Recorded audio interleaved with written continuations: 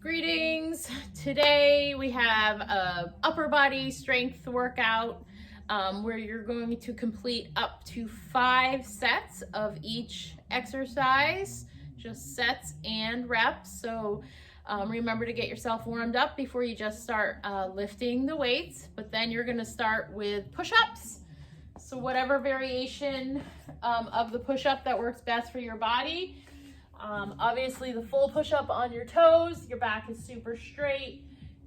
Squeeze your glutes a little bit and make sure you're leading from the upper body, so we're working those chest muscles. You're gonna do 10 reps of those. If you need to do them on your knees, that's fine. Just keep your tail tucked, your butt down. You're not gonna be doing them from here, okay?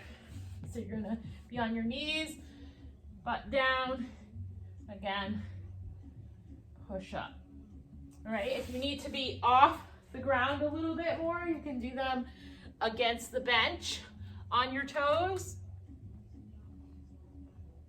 or you can do them against the bench on your knees. Again, your butt is not up in the air for everybody to see. The only time we show off our butt in strength training is typically with a squat, okay? So up to 5 sets of push-ups, 10 reps, and then from there, we're gonna go to the back. Pretty big muscles, so your heavier weight that you can use. We're gonna do a bent over row. So you're gonna tip at the hips with soft knees, not quite parallel to the floor, but enough to keep the work in the back and not in the shoulders. And then you row. So pull and squeeze and gradually bring the arms down, keeping the tension nice and consistent on the muscle. All right.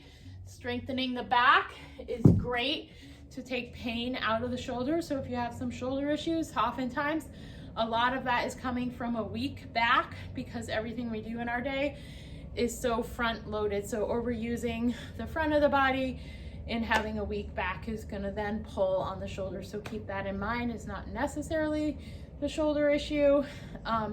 Typically we need to address strength in the back. So those rows are great for that. From there, we're gonna put some chest, arm, and back work together with a close press and a pullover. I'm gonna give you a couple options here, depending on what works best for you. You're gonna lay on the floor or on the bench, 2 weights, neutral spine, so you wanna make sure you engage your abs. Elbows are gonna be a little out. You're gonna come down, press up, and then with 2 weights, you're gonna pull over and back. So you really wanna engage the backside of your body against the surface you're laying on. And when you do that pullover, you wanna move as evenly as you can with right and left arms, and just as far back as you can safely bring it back forward, nice and even. Okay, so changing that grip from a chest press to a close press grip engages the biceps, the triceps a little more. Adding the pullover to it gets the arms or the back and the chest into it as well. So do that with whatever weight you can do with the best form possible.